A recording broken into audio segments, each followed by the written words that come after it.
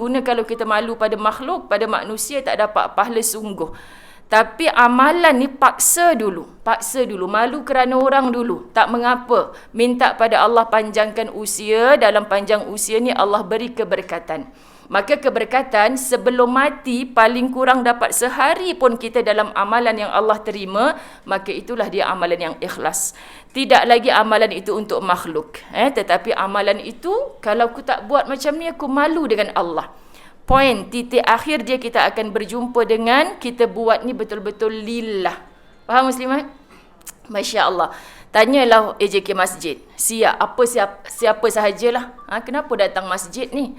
Sebab apa? Sebab mereka dulunya mungkin sebab aku kan AJK, kalau tak buat nanti kena marah. Contoh. Tapi lama kelamaan muslimat dirahmati Allah, dia dah jadi kebiasaan. Itu yang kita dapat istiqamah tu. Tak peduli pengerusi masjid puji ke tidak, AJK bagi siapa yang paling rajin hujung tahun ni dapat anugerah cuti ke Tasik Kenyir percuma. Contoh kan. Tak payah tengok yang tu dah, yang penting dia buat. Allah tahu, Allah nilai. Subhanallah. Semua agama ni bermula dengan cara yang begitu. Nabi SAW tarbiyah dengan ilmu, dengan amal. Akhirnya nak mati dalam qalbun salim, hati yang sudah istiqamah. Sebab tu anak-anak kita pun kita bunga-bungakan, gula-gulakan macam tu kan. Akhirnya kalau Allah tak panjangkan usia kita, dia buat bukan lagi kerana mak. Dulu arwah mak selalu pesan. Dan dia akan rasa nikmatnya bila menyambung kebaikan almarhumah ibu ayah dia. Sebab dia bukan lagi buat untuk mak ayahnya, tapi untuk mendapat redha Allah. Subhanallah. Okay? Semoga seperti yang disebutkan oleh Rasulullah sallallahu alaihi wasallam, orang yang sedang berada di majlis ilmu, seluruh hidupan yang berada di dalam laut itu sedang minta ampun untuk kamu, wahai pencinta ilmu. Kita kata siapa yang mintakan ampun? Beremang bulu roma ni muslimat. Ikan jos besar sangat tu. Ada yang kecil-kecil yang kita tak tergambar pun, itu juga hidupan laut. Yang bila makhluk hidup pasti akan mati. Sementara mereka hidup, muslimat dirahmati Allah, mereka juga memohonkan ampun untuk orang yang berada dalam majlis ilmu. Masya Allah. Jadi, bila langkah kita tadi, pusingan tayar kereta tadi semata-mata nak ikut sunnah Nabi SAW, yang Nabi sebut pada para sahabat, siapa yang nak agihan rampasan perang, malam ni mai pi masjid. Contoh bahasa macam tu, muslimat dirahmati Allah. Kita nak sebutkan sahabat berlumba-lumba. Di kalangan mereka ni datang tanya, ya Rasulullah, mana agihan rampasan perang yang kau janjikan? Ketahuilah bahawa tausiah, yakni ilmu yang akan dikongsikan sekejap lagi ni, nilainya jauh lebih mulia, lebih tinggi daripada harta yang kita gambarkan.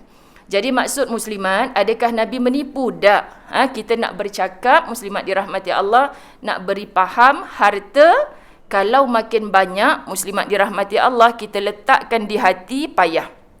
Sebab apa? Kita tidak letakkan di tangan untuk dibelanjakan.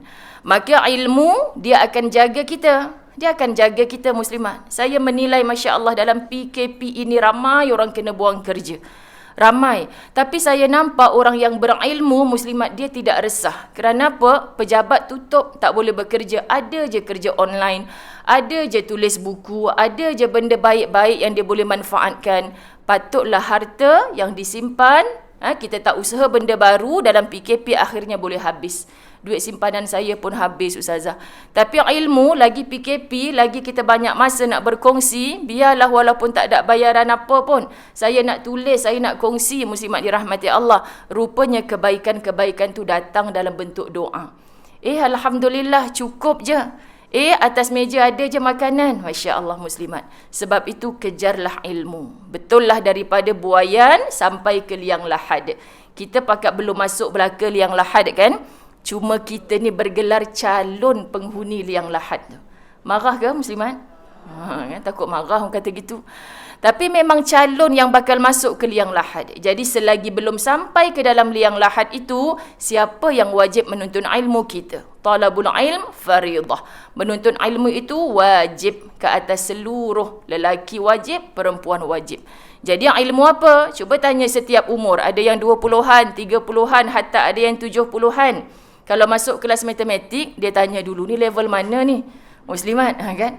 Tapi kalau masuk kelas agama, ada orang tunggu tak kat depan? Ini tak boleh ni untuk orang umur 70 saja. yang dah dekat nak mati. Tak ada macam tu.